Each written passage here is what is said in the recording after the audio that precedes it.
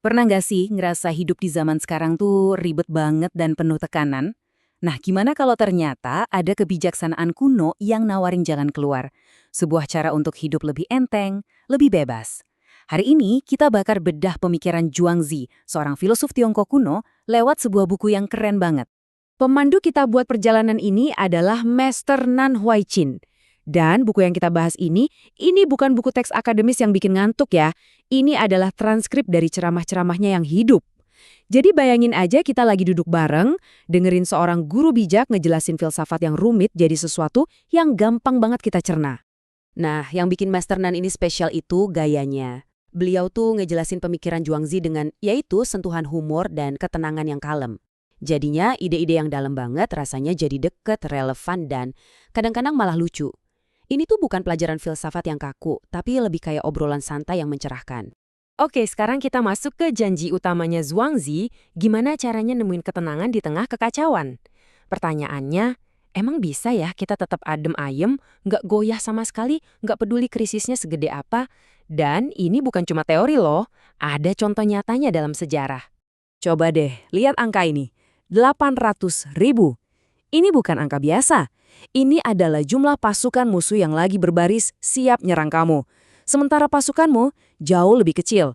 Kelihatannya sih udah pasti kalah. Panik? Pasti. Nyusun strategi kalang kabut?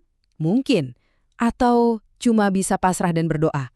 Coba deh bayangin kamu ada di posisi itu. Sebagai pemimpin, apa yang bakal kamu lakuin? Nah, ini dia yang dilakuin Jenderal Xianxi. Di tengah ancaman 800.000 tentara musuh, dia malah dengan tenangnya duduk dan main catur. Dan anehnya, pasukan yang kecil itu justru menang telak. Ketenangan ini tuh bukan pasrah loh ya. Ini adalah wujud kebebasan batin yang disebut Zhuangzi Shaoyao. Sebuah kondisi di mana badai di luar gak bisa ngusik kedamaian di dalam diri kita. Lanjut, kita bakal bahas soal seni bertindak tanpa perlu ngotot. Gimana caranya jadi ahli di suatu bidang, bukan lewat kekuatan kasar, tapi lewat persepsi dan keahlian yang ngalir gitu aja, secara alami. Yuk kita kenalan sama tukang jagalding. Cerita ini bukan sekedar soal motong daging ya. Ini metafora yang kuat banget tentang cara kita menghadapi tantangan hidup. Pertanyaannya simpel, kok bisa pisaunya awet tajam banget padahal udah dipakai selama 19 tahun? Kuncinya ternyata ada di perubahan cara tandang. Jadi awalnya, dia cuma lihat sapi sebagai tantangan gede. Tapi setelah 3 tahun, dia nggak lagi lihat sapinya, tapi celah-celah kosong di antara daging dan tulang. Dia arahin pisaunya lewat celah itu, jadi gerakannya ringan tanpa usaha.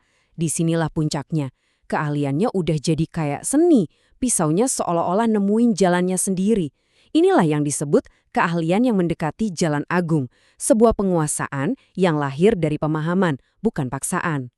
Sekarang, siap-siap ya, karena ide Zhuangzi berikutnya ini mungkin yang paling aneh, tapi sekaligus paling bisa bikin kita bebas.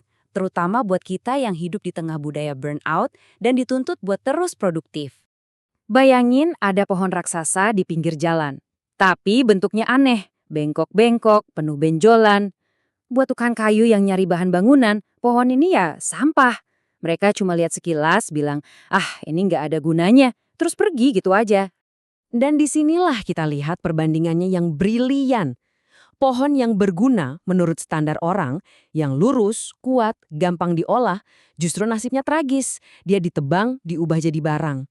Sementara pohon yang dicap tidak berguna, yang diabaikan semua orang, dia malah bisa tumbuh besar dan agung, ngasih keteduhan, dan hidup damai ratusan tahun. Paradoksnya jelas banget. Menjadi berguna bisa jadi malah menghancurkanmu, sementara ketidakbergunaan justru bisa jadi sumber kebebasanmu. Kutipan ini, ini ngena banget. Intinya, kita tuh terlalu sibuk sama nilai yang kelihatan, sama fungsi yang jelas, sampai kita lupa melihat nilai yang tersembunyi di hal-hal yang kita anggap nggak berguna. Zhuangzi ngajak kita buat melihat nilai dalam kebebasan, dalam menjadi diri sendiri apa adanya, bukan jadi alat buat tujuan orang lain. Jadi, apa sih kesimpulan dari semua ini? Pada akhirnya, ajaran Zhuangzi ini bukan daftar aturan yang harus diikuti, tapi lebih kayak sebuah undangan. Nah, Master Nan Huaichin, dengan penjelasannya yang jernih itu, berhasil membawa cerita-cerita ini dari zaman dulu ke zaman sekarang. Beliau nunjukin gimana ide-ide ini bisa pelan-pelan tapi pasti mengubah cara kita melihat kerjaan, kesuksesan, dan hidup itu sendiri. Bukan perubahan drastis, tapi pergeseran cara pandang yang halus banget. Dan inilah yang paling penting. Buku ini tuh nggak bakal ngasih kamu daftar 10 cara hidup bebas stres. Bukan. Sebaliknya, buku ini membuka pikiranmu, ngasih kamu ruang buat napas di tengah dunia yang nuntut kamu buat terus lari. Ngasih kamu izin untuk sekedar ada. Sebagai penutup, saya mau ninggalin satu pertanyaan buat direnungkan. Coba pikirin deh, kalau kamu bisa lepas dari tekanan untuk terus-terusan ngebuktiin nilaimu, untuk jadi berguna buat semua orang, ruang apa yang kira-kira bakal terbuka dalam hidupmu? Mungkin justru di dalam ketidakbergunaan itulah terletak potensimu yang paling sejati.